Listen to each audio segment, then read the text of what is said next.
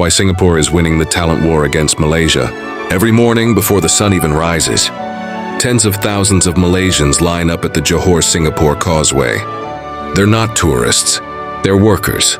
Engineers, nurses, programmers, doctors, all heading across that narrow strip of water. Into Singapore. Why? Because just across that border, the same job can pay 2, 3, even 5 times more. This isn't just migration, it's a war for talent. And right now, Singapore is winning.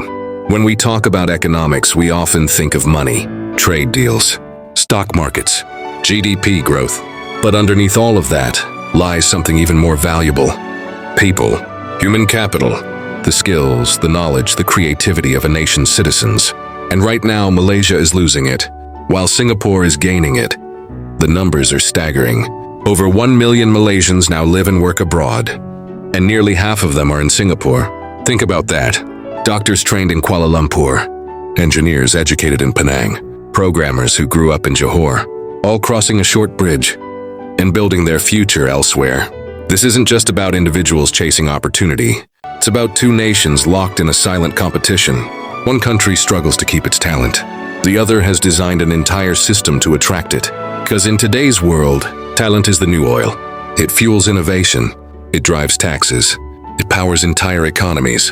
And in this race, Malaysia is falling behind. Geography and accessibility. Sometimes geography decides more than politics. And for Malaysia and Singapore, the story begins with a narrow strip of water. The Johor-Singapore Causeway, just 1 kilometer long, but it carries a nation's future across it. Every single day, more than 300,000 people make that crossing. Workers on motorbikes, families in buses, professionals in cars. It's one of the busiest land crossings anywhere in the world. Most of them are Malaysians. They live in Johor, where rent is cheaper, food is familiar, family is close, but they work in Singapore, where salaries are higher, opportunities are clearer, and the future feels brighter. For them, the math is impossible to ignore. The same nurse, the same engineer, the same IT specialist, earns 2, 3, sometimes even 4 times more. Just across the border, so every dawn they wake up early. They face hours of traffic, border checks, and long commutes. Because at the end of that bridge lies a paycheck, a career, a chance to build something greater. But here's the irony. Malaysia pays to train these workers. It invests years into their education. And then Singapore reaps the benefits. That small strip of water isn't just a border, it's a pipeline, a one-way flow of talent. From Malaysia into Singapore, policy and economics. Talent doesn't just move for money, it moves for systems. And this is where Singapore plays a long game. A game it's been planning for decades. From the very beginning, Singapore built itself as a magnet for talent and capital. Taxes are low but predictable. Regulations are strict but clear. And above all, performance matters more than politics. Singapore invested in financial services, research hubs, high-tech industries. It created pathways for ambitious people to rise quickly. The result? A small city-state with one of the most efficient talent systems on Earth. Now compare that with Malaysia. Here, the story is very different. Political instability makes businesses nervous. Race-based affirmative action policies limit opportunities for some groups. And careers often feel capped, not by skill, but by identity. That's close to $3,000. Even after higher living costs, the financial upside is massive, and it compounds over time. Here's the deeper truth. Malaysia invests in education. It trains the doctors, the nurses, the programmers. But Singapore captures the returns.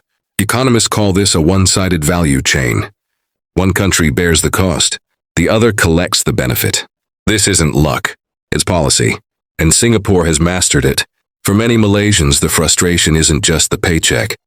It's the lack of mobility, the feeling that no matter how hard you work, there's a ceiling above you. And when you put the numbers side by side, the difference is clear. A software engineer in Malaysia might earn around $3,500 a month. That's about $750. The same job in Singapore pays SGD 4,000 to 5,000, wages and living standards. When it comes to talent migration, numbers speak louder than promises. And the numbers here are impossible to ignore. Let's start with healthcare. A nurse in Malaysia might earn around 3,000 ringgit a month. That's about 600 US dollars. Cross the border into Singapore, the same nurse earns between 3,500 and 5,000 Singapore dollars. That's 2,600 to 3,700 US dollars. 4 times as much. Doing the same job. Now take engineering. A fresh graduate in Malaysia might start at 3,500 ringgit, around $750. In Singapore, an entry-level engineer begins at 4,000 to 5,000 Singapore dollars. That's more than $3,000. Again, triple the pay. And in tech, the gap grows even wider. A mid-level software developer in Malaysia might earn 7,000 ringgit, about 1,400 US dollars. In Singapore, closer to 7,000 Singapore dollars. That's nearly $5,000. Yes, life in Singapore is expensive. Housing costs more. Food costs more. Transport costs more. But here's the difference. In Malaysia, salaries plateau early. In Singapore, they grow. Over 10 years, that gap compounds into savings, investments, and opportunities that Malaysia simply can't match. For many Malaysians, this isn't about luxury. It's about security, being able to save for retirement, sending children to better schools. Cultural and social pull. Money explains a lot, but money isn't everything. People also move because of culture, identity, and opportunity. Malaysia, many professionals feel something deeper than just a wage gap.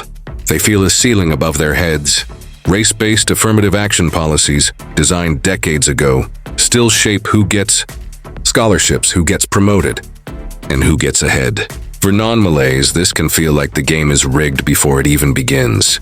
Now look at Singapore. It isn't perfect, no country is. But here the rules feel clearer. Meritocracy is the story. Skill, performance, and results are what matter. Not your race, not your last name. That difference creates a powerful psychological pull.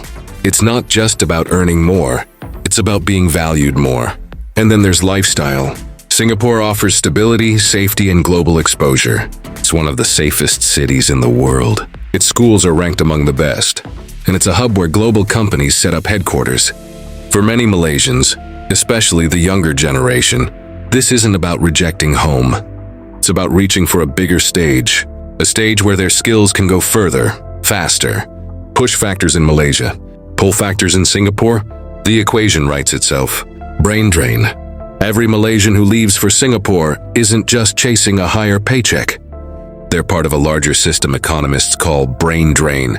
Malaysia spends years training doctors, engineers, and programmers. But when they leave, Singapore collects the rewards. Malaysia pays the cost. Singapore gets the benefit. The scale is massive. Over 1 million Malaysians now live and work abroad, most of them in Singapore. The result: Malaysia loses talent and slows down. Singapore gains talent and accelerates. It's a feedback loop that keeps widening the gap between the two nations. For Malaysia, it's a loss. For Singapore, it's strategy. Who really wins? The story of Malaysia and Singapore isn't just about economics. It's about the future of nations. Malaysia invests in people, educating, training, and preparing them for success. But when those people cross the border, Singapore collects the payoff. It's a system where one country pays the bill, and the other enjoys the feast. For the individual worker, the choice is simple: higher wages, clearer opportunities, and the chance to rise based on merit. It's not betrayal, it's survival, it's ambition. For Singapore, this is more than luck. It's deliberate design. Policies, infrastructure, and a culture of meritocracy built to attract and retain the very talent its neighbors lose. And for Malaysia, it's an urgent warning, a reminder that in the global economy, talent is the most valuable resource of all. If you can't keep it, you fall behind. If you can attract it, you win. So who really wins this talent war? The answer is clear: Singapore. The real question is, how long can Malaysia afford to lose?